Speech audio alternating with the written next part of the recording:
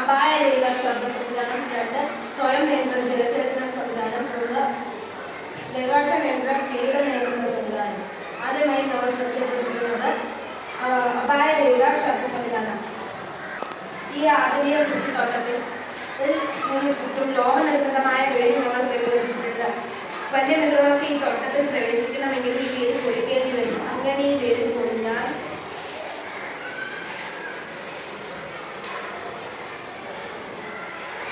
ഇതുമായി ഘടിപ്പിച്ചിട്ടുള്ള ശബ്ദ സംവിധാനം ഓണാവുകയും അതിൽ നിന്ന് ശബ്ദം വന്ന് മൃഗങ്ങളെ അപായപ്പെടുത്താതെ ഓടിച്ചു വിടാനും സാധിക്കുന്നു.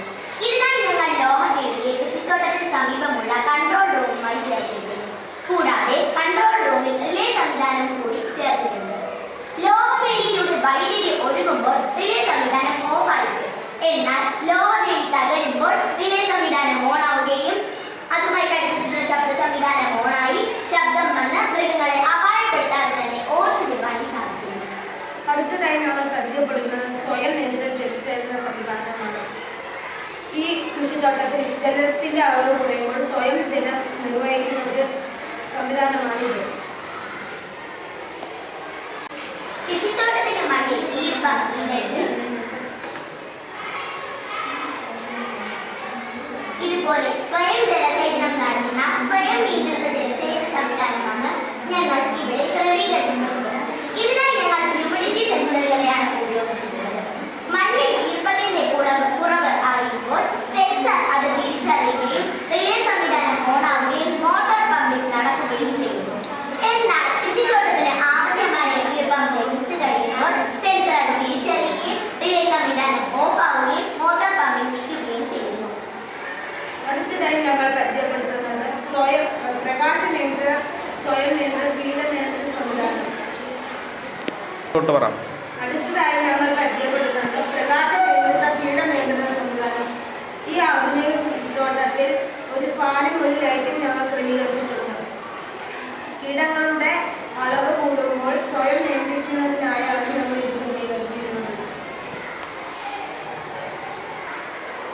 അടുത്തതായി ഞങ്ങൾ പരിചയപ്പെടുത്തുന്നത് പ്രകാശ നിയന്ത്രിത കീട നിയന്ത്രണ സംവിധാനമാണ്. കൃഷിത്തോട്ടത്തിൽ കീടങ്ങളുടെ അളവ് കൂടുമ്പോൾ കീടങ്ങളെ നിയന്ത്രിക്കുന്ന ഒരു സംവിധാനമാണ് ഞങ്ങൾ ഇവിടെ ക്രമീകരിച്ചിട്ടുള്ളത്.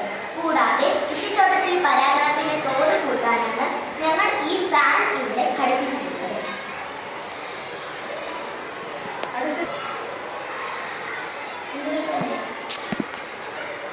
പൊതുവെ കീടങ്ങൾ പ്രകാശത്തെ ആകർഷിക്കാറുണ്ട്.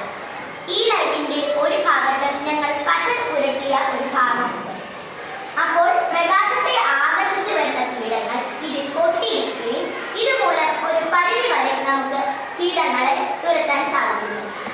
ഇതിൽ ഘടിപ്പിച്ചിട്ടുള്ള ഫാൻ മൂലം കൃഷിത്തോട്ടത്തിലെ പരാഗണത്തിന്റെ തോത് കൂട്ടാൻ സാധിക്കുന്നു.